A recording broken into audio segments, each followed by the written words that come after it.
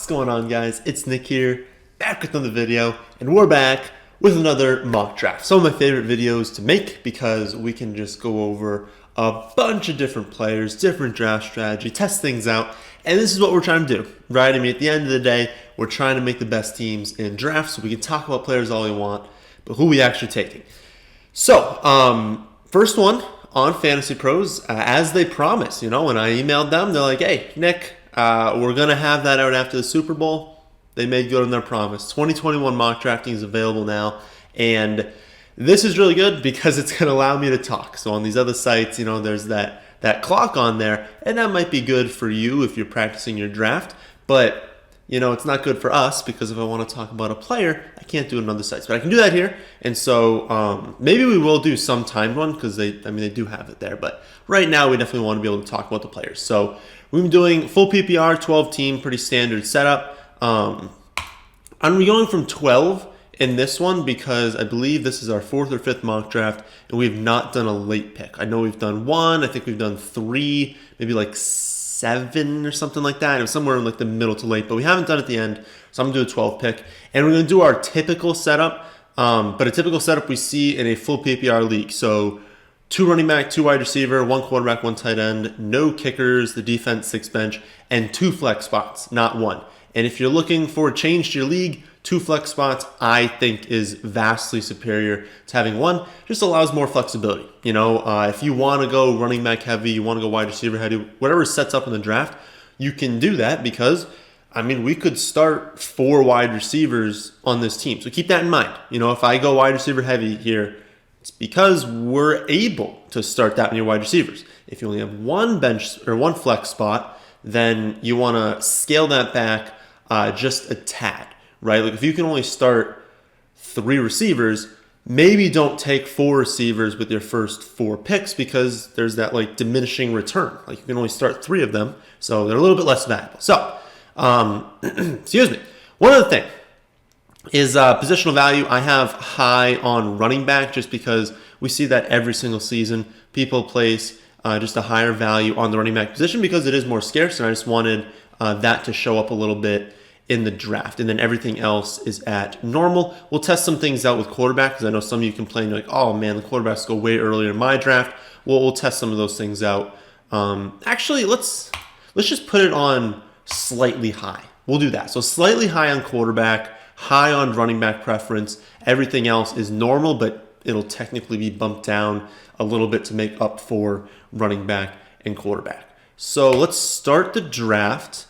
I have not seen what's new in this. I wonder if they're going to have any sort of, they don't really need improvements. I guess don't take away some of the features we like. So they kept draft board, good. This is what we like to see, and we like to make it even bigger, putting that away. So, wow. Oh my God. Running backs. Maybe I put it a little too high. I don't know. Maybe this will end up happening. I guess that's not impossible. But we see 10 running backs go off the board to start this draft. McCaffrey, Barkley, Alvin Kamara, Dalvin Cook, Derrick Henry, Zeke, Eckler, Chubb, Taylor, and Mixon. And then Devonta Adams goes at 11. I will say this. In your actual drafts, Adams will be going ahead of Mixon. In a full PPR league, he'll go ahead of Mixon. He'll go ahead of Chubb. I got to think he'll go ahead of Eckler.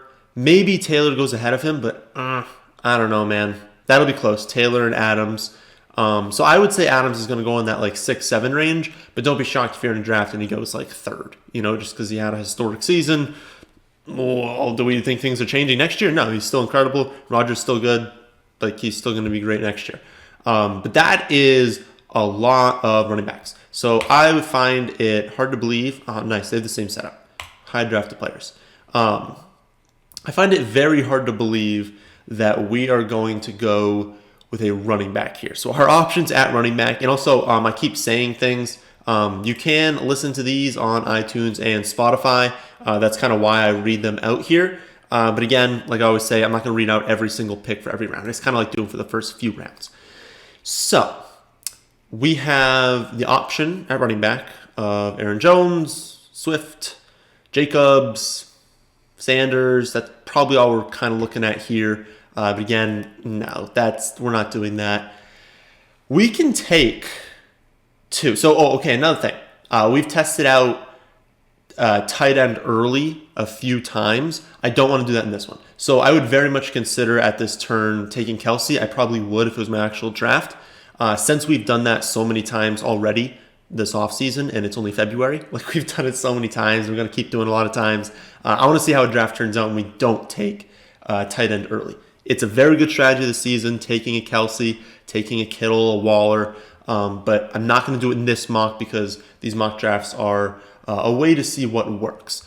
What I do want to see is what our team looks like if we take Tyreek Hill and DeAndre Hopkins. Again, you could have gone with like just the pairing. You could honestly go Tyreek Hill and Kelsey. You could just be like, oh, I don't want two of them. Go with Kelsey and Hopkins. But I think our start is correct. Again, you can go in thinking you can take running back, but if this happens, you got to be able to just take Tyreek Hill and DeAndre Hopkins. Like, that's a very good start to your draft. So we see 3 tight ends go in the 3rd round. Again, I believe Kelsey will be going in the late 1st round, early 2nd round once drafts roll around, and that Kittle will go in like the late 2nd round. Waller will probably go in the 3rd round, so that's probably accurate. Only Mahomes goes at quarterback, so we have all the quarterbacks to choose from with our picks here. At running back, we see Jones, Swift, Dobbins, Jacobs, Clyde, Gibson, Miles Sanders, James Robinson, and Akers all go. Really would have liked Akers with this pick, so that's unfortunate he went. And then wide receiver, we see Diggs, Metcalf, Michael Thomas, Calvin Ridley, Keenan Allen, Jefferson, Julio, Allen Robinson, and A.J. Brown get taken.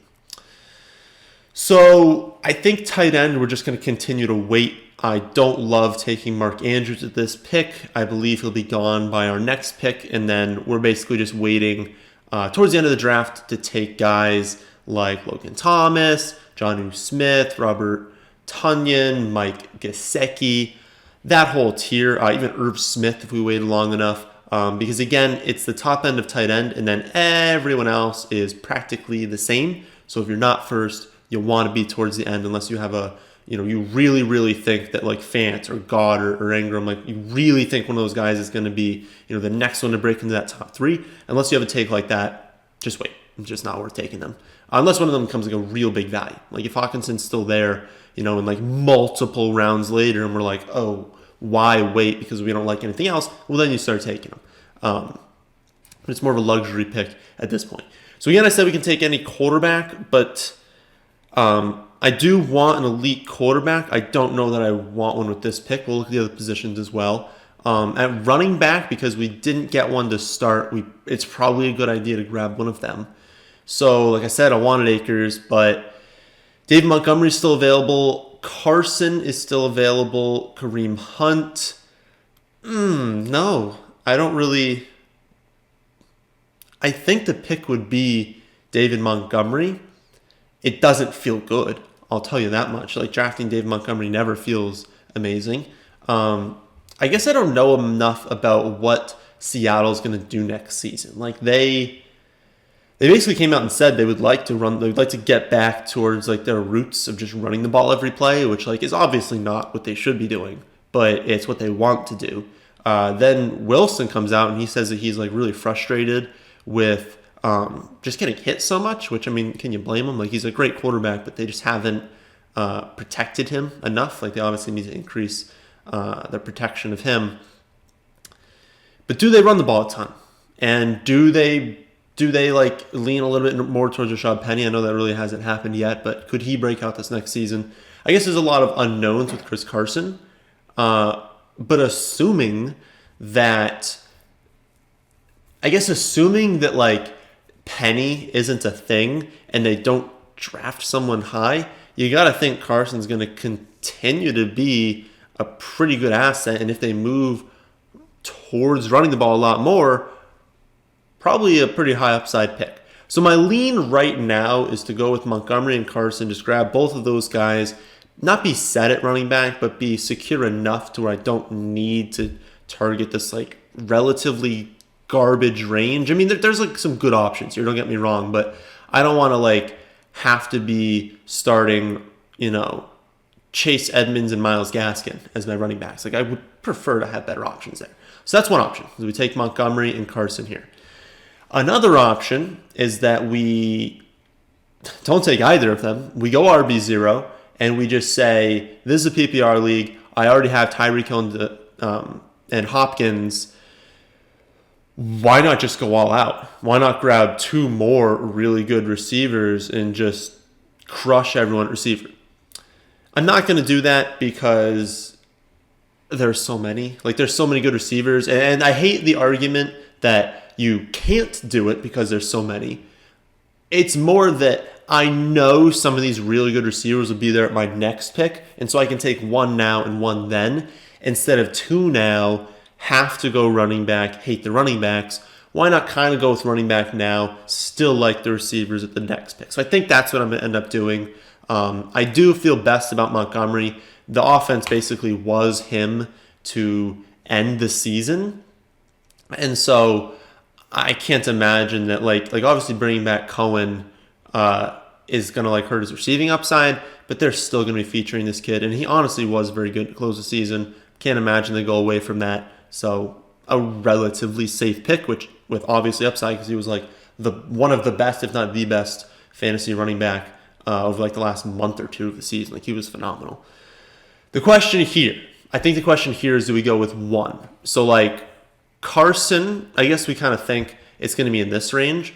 So would my team be better off with like what would probably be, that's so tough between McLaurin, Godwin, and Golladay. I guess I have no idea what team Golladay is going to be on. And so that's a little risky not knowing that. So maybe not going with him. So then between McLaurin and Godwin, have to think Brady's back. So that's not a big concern of mine. I would say probably Godwin with that pick. But let me know.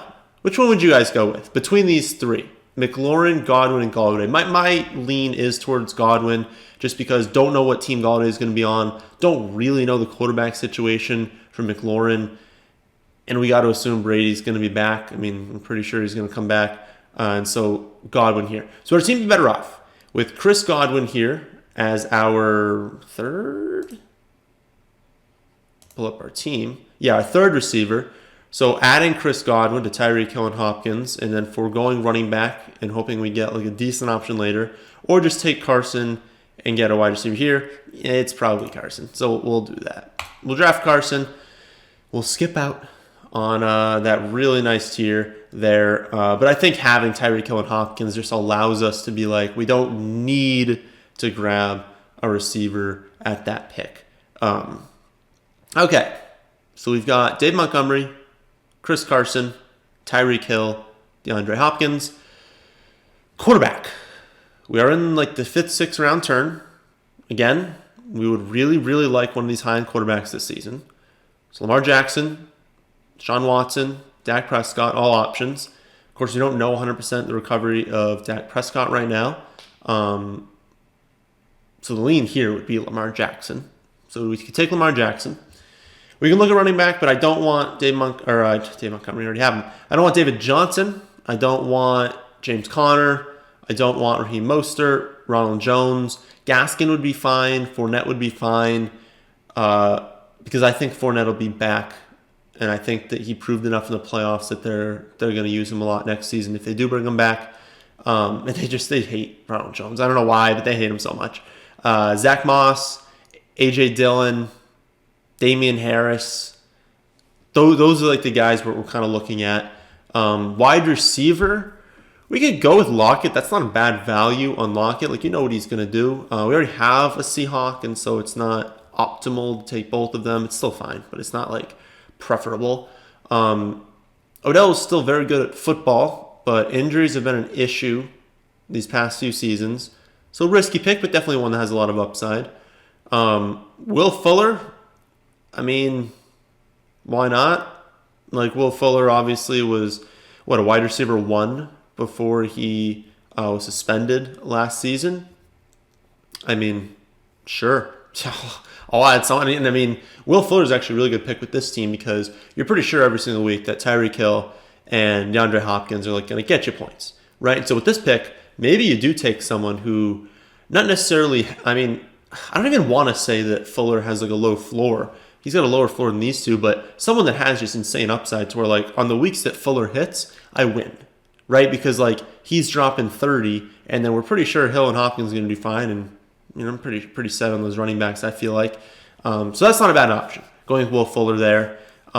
We can go with Sutton. We've heard nothing, like absolutely nothing about his recovery, which to me is a good thing. Like you'd think we'd hear, he's had a setback, like this has gone wrong. We haven't really heard anything, and so to me that just means everything's running smoothly, and he should be good to go this season. If he's good to go, not a bad pick. I was off of him last season, and even though I was technically like right, I feel like I was wrong in that. Like he was very clearly going to operate over Judy, over Tim Patrick. He was going to be the number one in this offense, and so if people are going to discount that this season because he's coming off injury, but he looks healthy, we should be taking advantage of that. So Sutton's not a bad pick here. Deebo Samuel is absolutely not a bad pick. Parker, Claypool, we're getting into like a little bit later though. So I guess with this pick, I think I want to take Lamar Jackson with one of them and just lock up our quarterback. Again, I don't think streaming is an option anymore. There are still good options later, but I don't think streaming is an option. And so you're going to need one of like the top 10 quarterbacks. And Lamar was one of the few that were left that, has that 40-point ceiling that can just bury your opponent. And the floor on Lamar Jackson is crazy high because of his rushing. So I like that pick. We've locked that up. So we don't even need to look at quarterback anymore. I'm not looking at running back. So it's basically take my favorite wide receiver that's left, because again, I think Hawkinson, Henry, Goddard, Ingram, Gesicki, Tunyon, Jonnu, I think all of that is very, very, very close, especially if Jonnu Smith goes to a really nice offense in free agency. And so I'll just wait on those guys, take another one of these receivers that I like. I really don't know which one I would take here, but my gut is telling me just take Will Fuller, get access to that massive ceiling. And like Lockett would have been fine there, but again, if it's a tiebreaker, I would just prefer to go to someone on a different team because you're just adding in a little bit of correlation, right? Like on weeks that Seattle doesn't perform well, like I'm at a really big disadvantage because I took a negative on my second running back, my third receiver. Like those are two big hits, and if I have other people on bye, like maybe they're my running back 1 and my wide receiver 2, like it's just a little bit dangerous. You can do it with some teams, and honestly, Seattle's one of the teams you can't do it with. But if there's ever a tiebreaker, I would just go away from taking both of them. So, a few tight ends got taken. Pull up the draft board a little bit. So it looks like we're in the 7th round. We've seen 1, 2, 3, 4, 5, 6, 7, 8. 9 tight ends have been taken. 6 quarterbacks have been taken. I do think quarterbacks are going to go a little bit earlier this season. And maybe this is something that we like slowly adjust throughout these different weeks that we're doing the mock drafts, is maybe I put quarterback preference a little bit higher than I already did, because I already put it on a little bit elevated. I'm going to put it up a little bit higher, I think, because I do believe quarterbacks are going to go a bit earlier this season. A ton of receivers. Look at that. I mean, we saw a dead zone.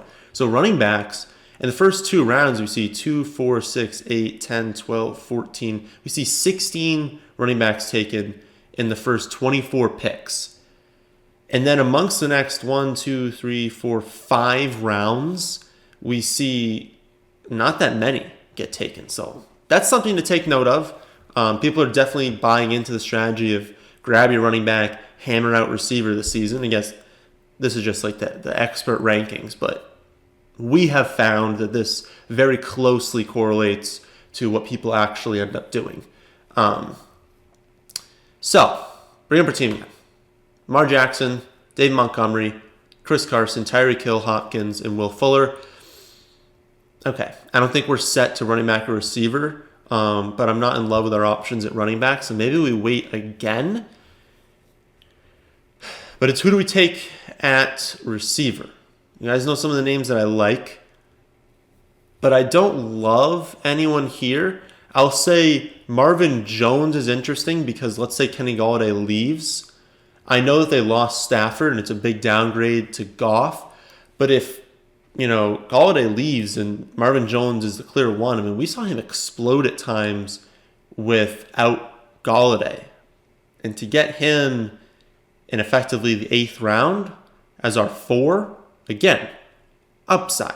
Marvin Jones is easily someone who can finish as a top 15 wide receiver if Golladay leaves. And Danny Amendola could end up leaving. Like, you could have Marvin Jones be like the only receiver returning, and I mean, who are they really going to replace him with? I guess I don't know the answer to that, but since I don't know the answer to that, it could be not much. So he's definitely someone I'm considering. Judy, someone I'm considering, maybe takes that leap in his second season. But of course, they're bringing back Sutton, and I do think that will hurt him. Gallup, I don't know. That's not a pick that's exciting to me. You could take Crowder, but again, I'm looking for someone who can really be like a high-end option.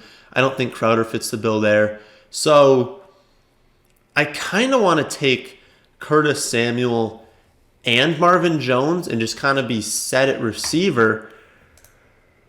But I think I can find options later in the draft. So it's like, I'm only going to take one. I'm going to take one, and I'm going to take my favorite running back here. So among whoever's left here, honestly, it's Leonard Fournette is the one with the most upside. He could easily bust. I'm not saying that he can't bust.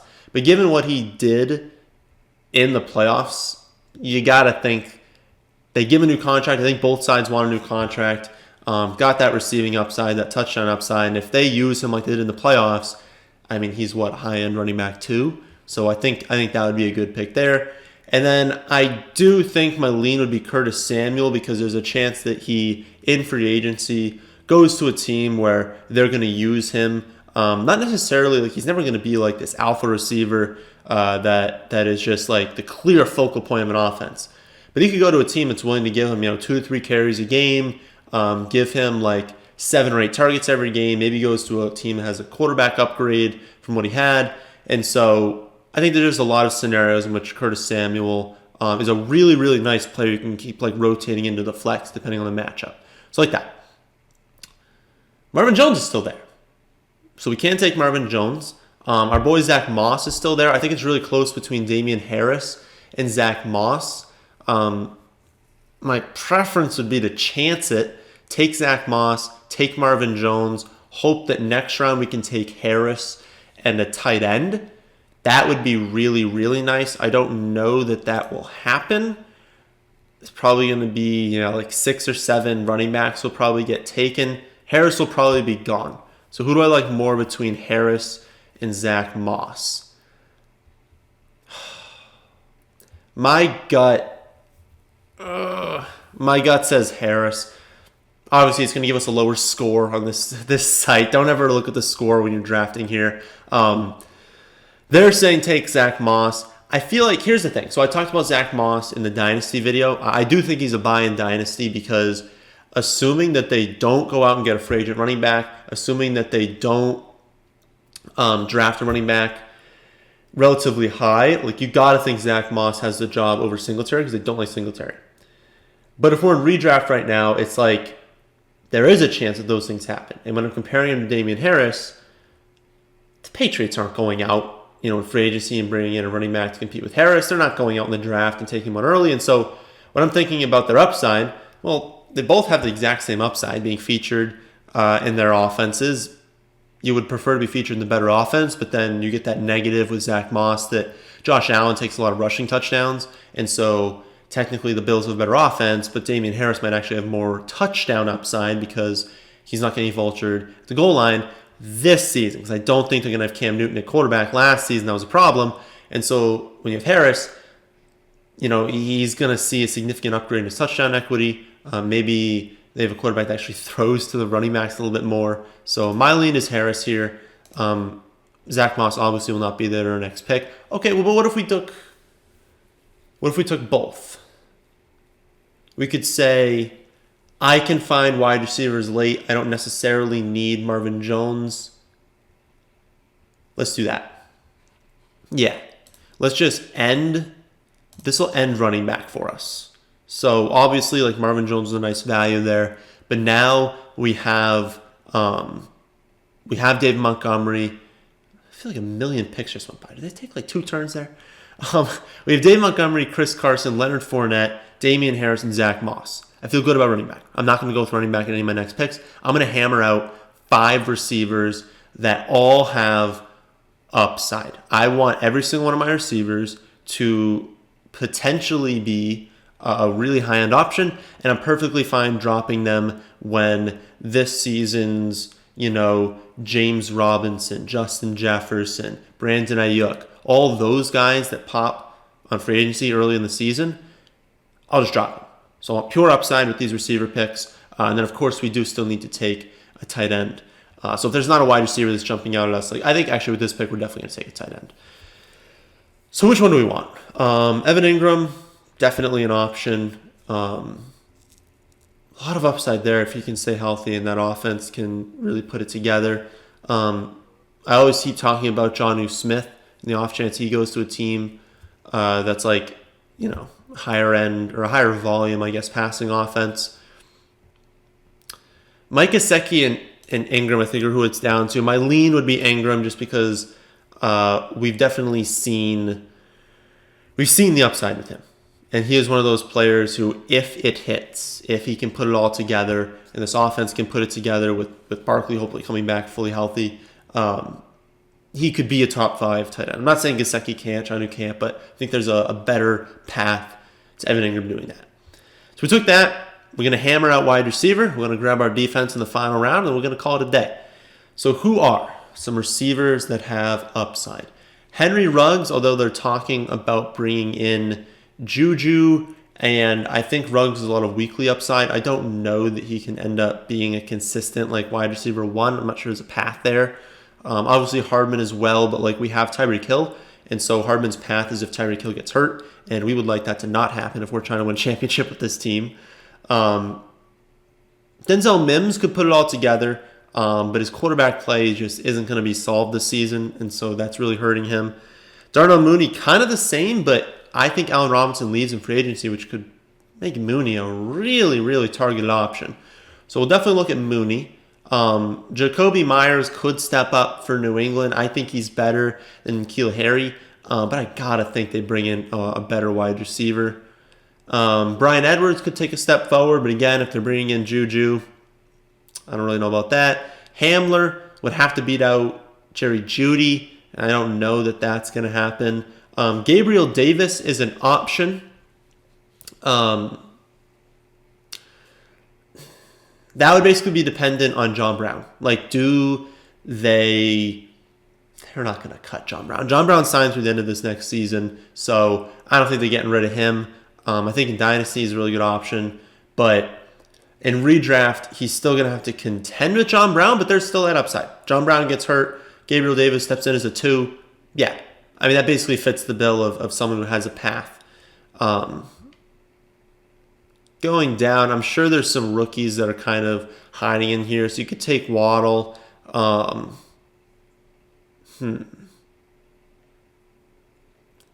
Okay. We have a few options. I don't think anyone's going to be buried that deep in there. Okay. So I definitely think Is Mooney going to be there in our next pick? No, we'll take Mooney. I think Mooney was one of our options here.